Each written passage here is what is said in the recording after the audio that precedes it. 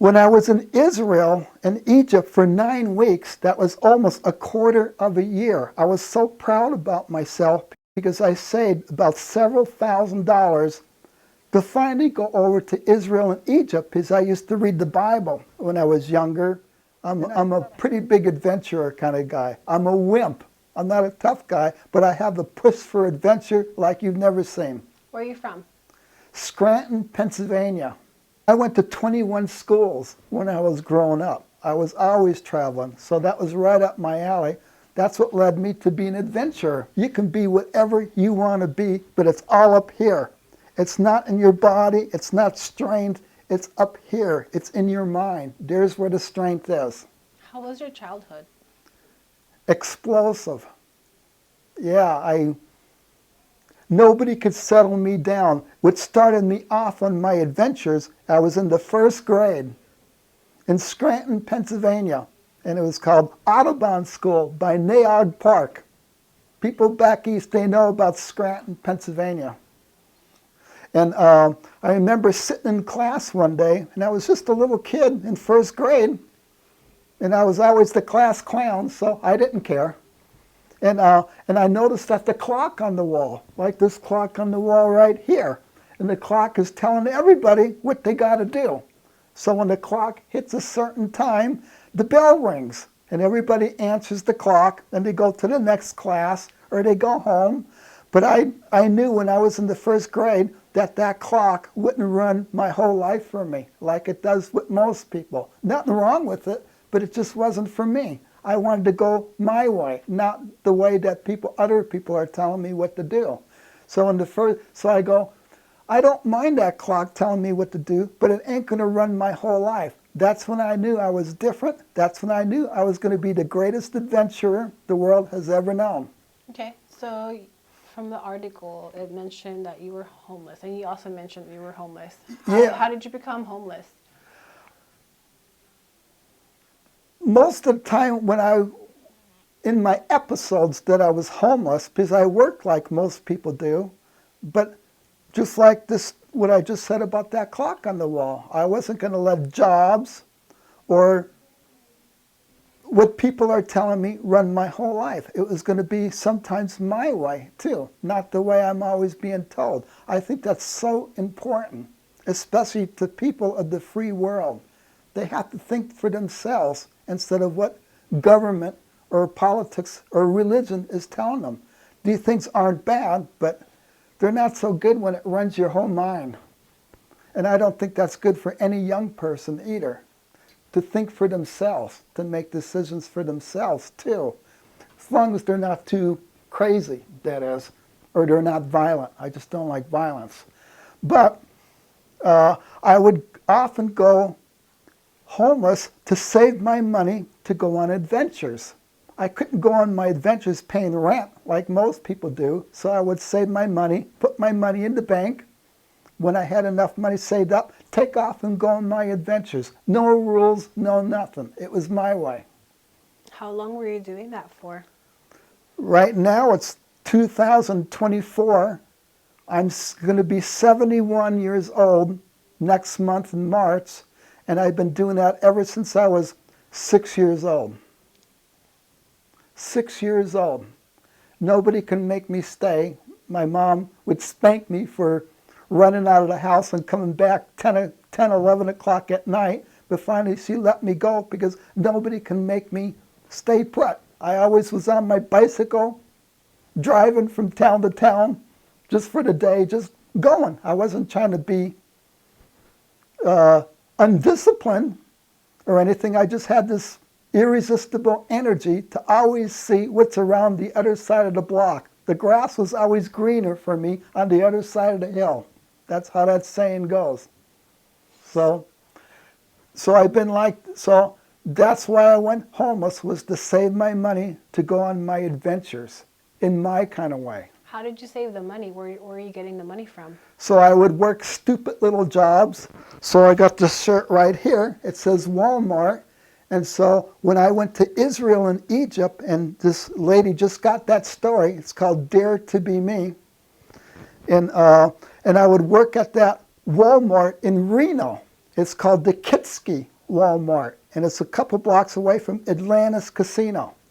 The boss there at that time, around 2009, was named Colin, and he was the general manager of that store.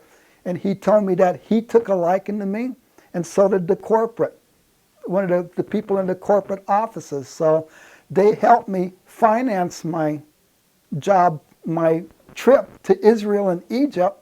I mainly got that money from pushing carts out in the parking lot. All my jobs were stupid jobs, but I didn't care. My aim was to be homeless, to put my money in the bank so I can have enough money to go on my adventures. So on that time, I saved enough money to go all the way to Israel and Egypt. And that trip lasted for 9 weeks. And it's called Dare to Be Me. That was just one of my main stories. And so I have 50 years, more than 50 years of my diaries at home that explain these adventures that I've been going through all my life, the pictures to go along with it. And they tell me one of these days, if the right editor or the publisher gets it, I can probably go to #1 for a bestseller book. I don't know if that's true or not. I don't care. What I care about is I go on my adventures and I'm free. That's the whole thing, to be free.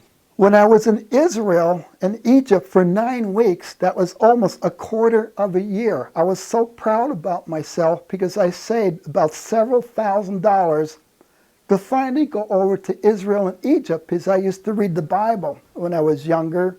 And I thought I had all the answers to life, but I didn't. I guess we all go through that, don't we? And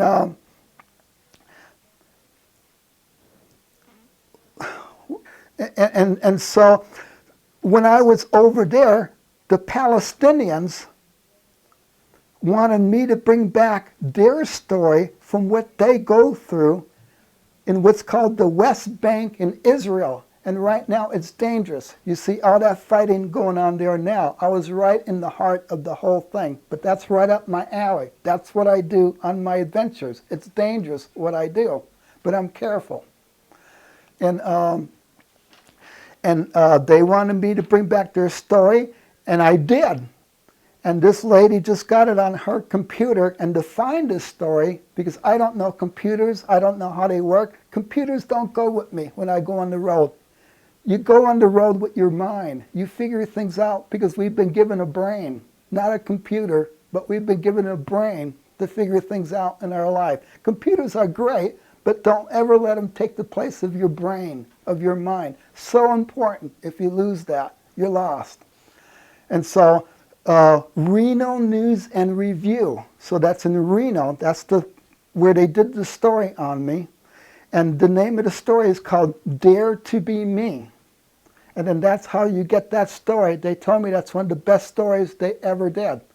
And I laughed about it because when I was in Hebron on the West Bank in Israel, I wanted to see where they have, in the biblical days, I don't know if I believe that stuff or not, but it's interesting because they call that the Holy Land. So not everybody can get this story on Google. Sometimes they get the story where they say, a Reno man goes to the Holy Land. And sometimes they get my story through that way too. I don't know how they do it.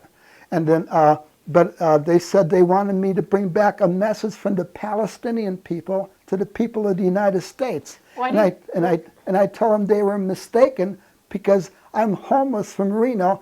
They'd be better off with another guy to bring their story about what goes on in Hebron, in Israel, on the West Bank. It's dangerous there. And so it turned out that they told me faith. They go, my problem is, because they get in your face there. That's the way they are in Israel. The Egyptians are that way too. They get in your face. They don't play games over there. Okay, if you could go back in time, which period of your life would you relive again and why? I would go back to around my 30s because I was always traveling even when I was a little kid, and now I'm 70. But 30s is kind of like when I was just starting to learn how wonderful adventure is and then have enough sense to do something a little intelligent with the way you go about it. So 30 would be a nice age because you're still young enough to do things and you have a little bit of experience to go by. So 30 is is a really good age. Is there any regret that you have? If so, what is it, and what do you wish you could have done about it?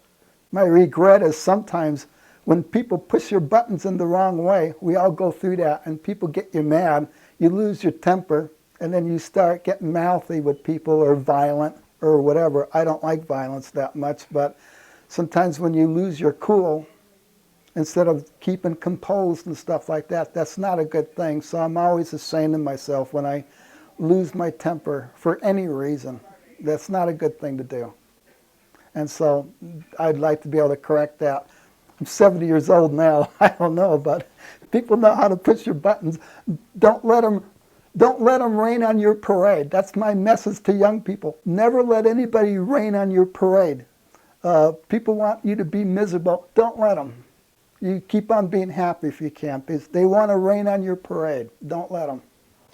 If you could give a piece of advice to your younger self, what would you say? Live life to the fullest, because none of us have any assurance on how old we're going to be when we're going to die. So when you can, live life to the very fullest. And that's the best advice I can ever give to anybody, because we never know how long we're going to be around this world. Live it when you can. Later on, it's too late. I would tell little Jerry the same thing I'm telling older Jerry right now, that when you really want to do something,